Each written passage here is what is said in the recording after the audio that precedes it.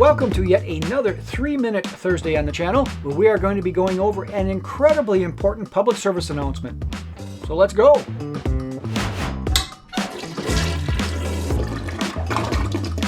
So I didn't plan on doing this video, but recently I started getting comments on the last drone ban video we did that were saying things like, "Good thing the drone ban is dead," and I couldn't figure out why this was being said. So after doing a bit of research and asking a few of the commenters, it turns out there are a couple of channels out there stating this, which is a disservice to us in the drone community. Not only is the drone ban not dead, it is picking up momentum in the Senate and gaining support. Remember that the ban was included in the House version of the NDAA, and it included all drones and parts made in China, not just DJI.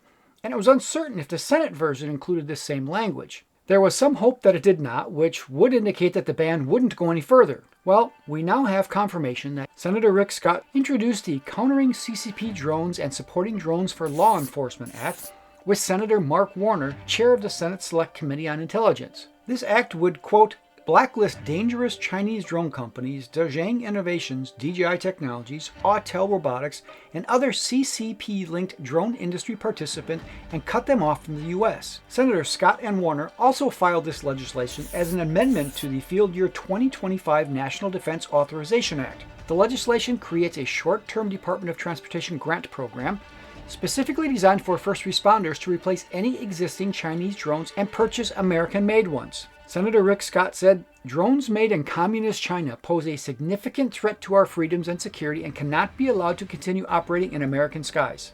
And he continues, "Companies based in communist China are at the will of Xi's evil regime, meaning one of the United States' greatest adversaries has total access to every bit of data collected by devices. It should terrify every single American that the Chinese Communist Party, known for spying, stealing, and espionage, could have access to footage of Americans, their land, their businesses, and their families without their knowledge." So if this language sounds familiar to you, it's because it is, being nearly identical to the House version of the bill introduced by Representative Stefanik. This means that the Senate and the House versions of the ban now match, so reconciliation becomes very likely.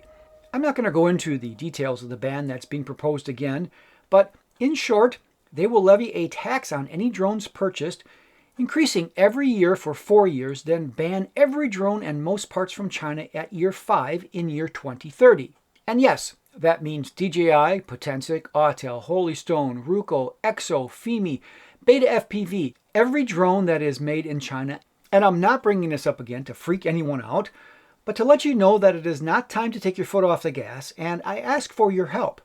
If you enjoy the drone industry or are thinking about getting into the drone industry, don't throw your hands up and walk away, because the final decision is in our hands. Together our voices are loud, so don't wait on anyone else. You, right now, reach out to your congressman or senator and tell them that American drone companies are not there yet, and there's basically no replacement for cost-effective consumer-level drones that are made in the U.S. If there is truly a potential of data being transferred to a foreign entity for nefarious purposes, nobody is okay with that. But instead of destroying an entire industry in case it might be happening somewhere, have a proactive option, such as set up a certification or test program that tests drones for data transfers and certify the drones that pass. If it doesn't pass or it has some kind of errant signal, then ban it.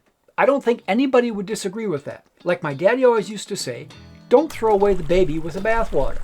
The best option is to call your representative on the phone and actually discuss it with them. But as I mentioned in the last video, you can also write a letter and email it and take a moment and share your story of what this ban would mean to you. And hopefully we can persuade enough of our officials to take another look before this changes the drone landscape forever.